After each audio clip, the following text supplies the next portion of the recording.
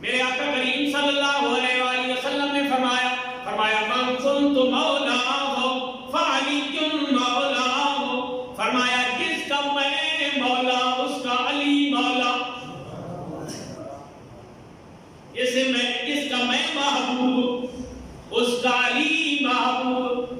اور اس سے اگلی بات سنیے، میرے حضور نے اللہ کی بارگاہ میں ہاتھ اٹھائے، اللہ کریم کی بارگاہ کے اندر دعا کی۔ یہ حدیث مسند امام احمد بن حنبل میں امام بخاری کو ساتھ حضرت امام احمد بن حنبل فقہ کے چوتھے امام لے کے آئے ہیں۔ میرے آقا کریم صلی اللہ علیہ وآلہ وسلم نے اللہ کی بارگاہ میں دعا کی، اللہم وال من والہ وعاد من آلہ، اے اللہ جو علی سے دوستی رکھے تو بھی اس سے دوستی رکھ، جو علی سے دشمنی کرے تو بھی اس سے دشمنی کر۔ یہ حضور نے دعا کی ہے،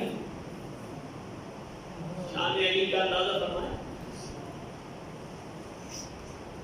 حضرت علی کا فرمان سنیے،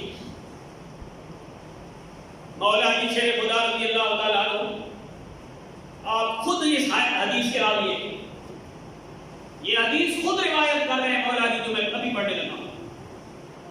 حضرت مولا علی فرماتے ہیں قال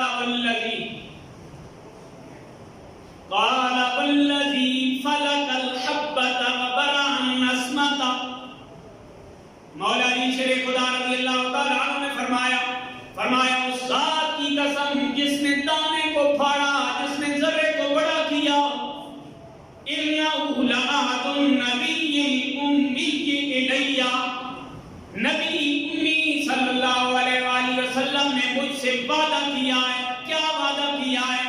اللہ يحبنی الا مومن ولا یبغضنی الا منافق، اے علی سوائے مومن کے تجھ سے محبت کوئی نہیں کرے گا، سوائے منافق کے تجھ سے بغض کوئی نہیں رکھے گا۔ حضرت مولا علی تجھ سے صرف مومن پیار کریں گے، اے مولا علی تجھ سے صرف منافق بغض رکھیں گے۔ ایک اور حدیث بھی یہاں پہ سنتے جائیے، جو انصار کے بارے میں میرے آقا کریم صلی اللہ علیہ وآلہ وسلم نے فرمایا آیت الایمان حب الانصار و آیت النفاق بغض الانصار، فرمایا انصار صحابہ کے ساتھ محبت کرنا یہ ایمان کی علامت، انصار صحابہ کے ساتھ بغض رکھنا یہ نفاق کی علامت۔ مولا علی کے بارے میں بھی حضور نے فرما دیا، انصار جمی صحابہ کے بارے میں بھی حضور نے فرما دیا کہ اہل ایمان ان سے محبت کریں گے، منافق ان سے بغض رکھیں گے۔